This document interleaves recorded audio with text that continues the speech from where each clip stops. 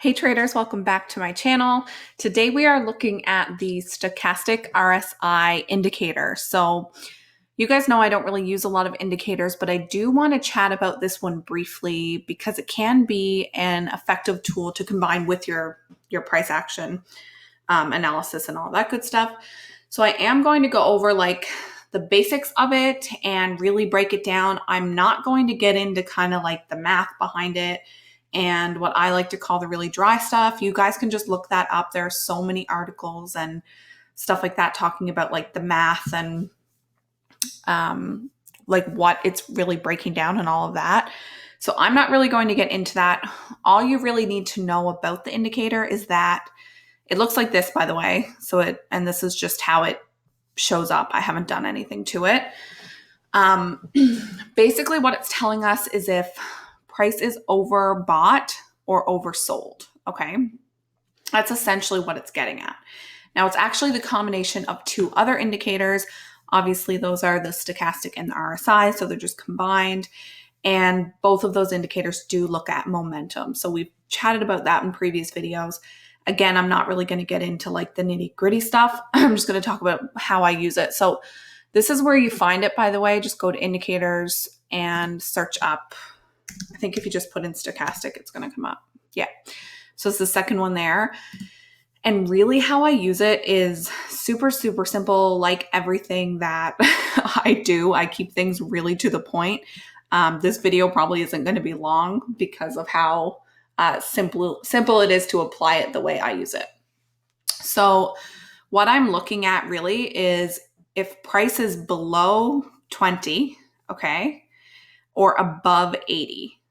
So if price is above 80, and it's really easy to identify that because it's just above the purple rectangle there, we consider this an overbought area, okay? So you're looking for sell opportunities here. And if price is below 20, especially if it's down near zero, it's a really good opportunity for you to buy, okay?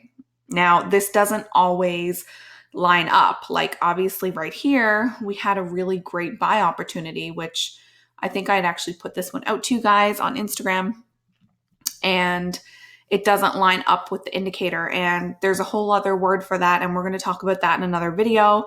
But a lot of the times, okay, it will give you a good opportunity or at least something to look for. So first thing I should say is we never rely on this tool, okay? So I'm not just going to see price shoot below the 20 and then buy.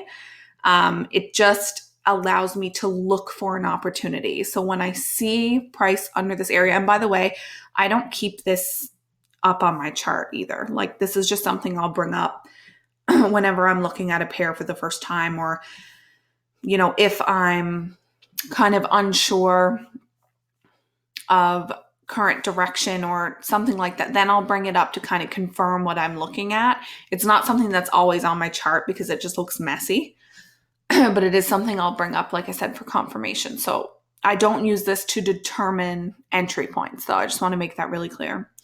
So right now, for instance, we are in an area still, okay, we're below 20 where we're oversold, okay? And it just so happens that this is an area I'm looking at because we do have a zone here. So let's just draw that in. I'm just going to extend our rectangle here. All right. And we are seeing rejection. So these are the things I normally look for anyway. I look for rejection followed by a push up, okay?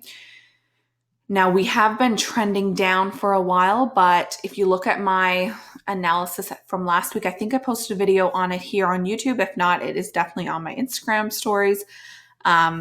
We just saw a major reversal, okay? So normally I trade with the trend, meaning I will only take sells in a downtrend, but we have just seen a big reversal, which is why I would look for another buy here unless we see bears take control and kind of push us down into this white area here, okay? Also, I will try to be more slow with my mouse. I did see someone ask that. I know I get a little quick because I'm just so used to doing it fast. All right, so what I'm really going to do when I see here, okay, in this area here, that I'm looking for, so that we're oversold, So I'm looking for a buy. That is just confirmation that I will use along with my other normal analysis, okay? Price action being the most important. So we've seen a rejection here. Actually, we've seen multiple signs of rejection. See all these wicks, okay, that we're seeing along this zone. Now, we are seeing some consolidation. So what I would like to see is a nice strong push up, which we did already have here. Okay, so you could have already technically entered this trade, but I will look for it again. So we want to have a nice strong push up, and then we can ride up to a higher zone. So that's really in essence how I would look for it. Same thing if we are overbought. So, I mean, this is an example here. You could have entered a sell here. Now it wouldn't have, so you could start looking for a sell around here when we're overbought, okay? Now we consolidated for quite a bit.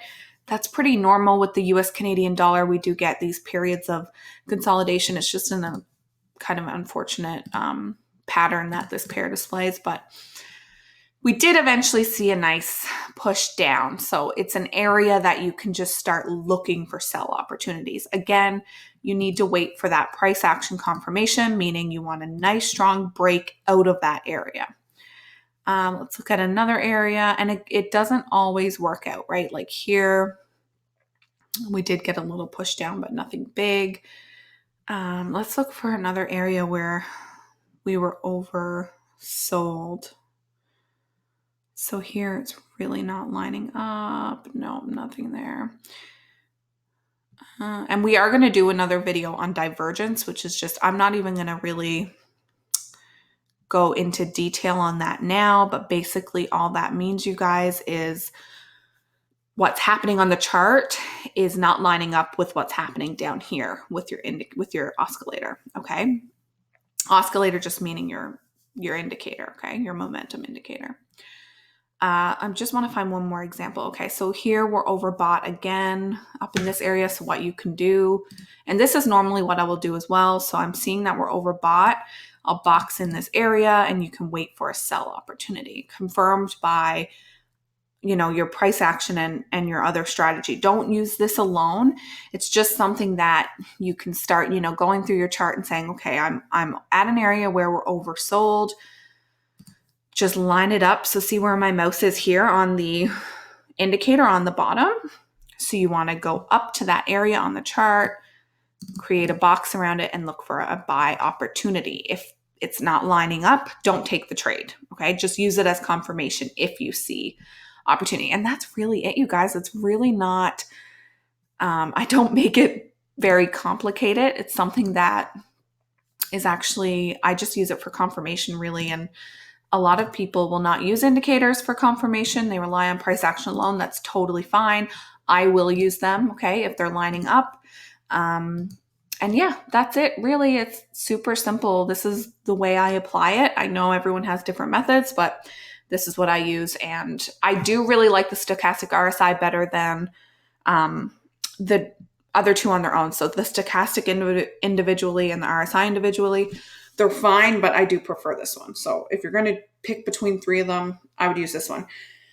I do cover this, by the way, in my study guide. So if you want to snag that, I'm going to link it in the description below. It's $10 and it goes through literally every indicator that I use in pretty good detail. So I'm going to link that in my description box. If you guys could like this video and subscribe to my channel, that would be awesome. And I will have another video up Wednesday. So I think Wednesday I might do divergence. If you want to see that, let me know in the comments below. All right, guys, I'll see you in the next one. Bye.